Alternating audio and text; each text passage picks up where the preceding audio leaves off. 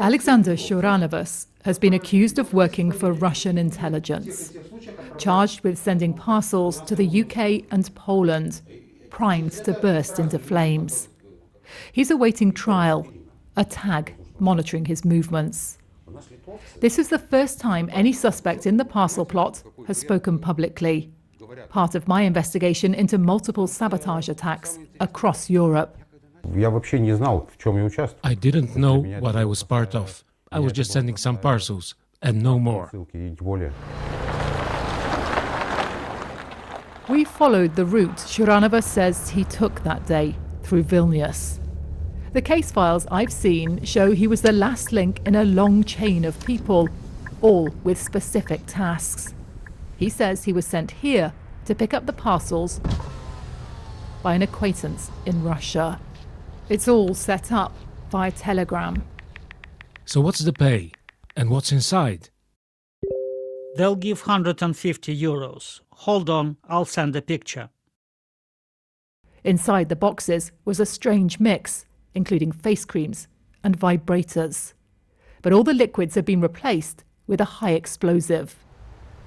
And the man who handed the parcels to Shuranovas in this park had just been instructed himself over telegram to set the timers.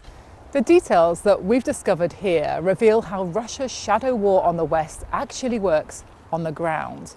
How Moscow recruits people remotely. How it creates whole networks of operatives inside Europe that it then directs with apparent ease. Now, some of those people may have no idea what they're caught up in. But in the case of this parcel plot, the results could have been disastrous. 3 of the devices ignited. One just before loading onto a cargo flight to London. This video, released by police, also shows Shuranovas posting the parcels. He insists he knew nothing about the incendiary devices hidden inside. But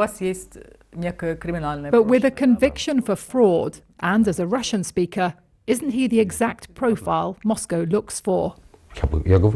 I would not have agreed to this, not even for $1 million. Even though we had money problems, I would not have done it. Why would I need $1 million if I'm going to end up in prison for life? Many acts of sabotage and arson, like this in Poland, have now been linked by officials to Russia. The targets, always countries most closely allied with Ukraine. But explosives on planes was another level. This is active aggression against our nations, and we are in a different ballgame. How dangerous is that? I think it's very dangerous. We are very close, to have, situations when a lot of people would be suffering. And it seems there were no plans to stop. Shuranovas revealed to me that he had already been hired to send more parcels when he was arrested. Sarah Rainsford, BBC News, Vilnius.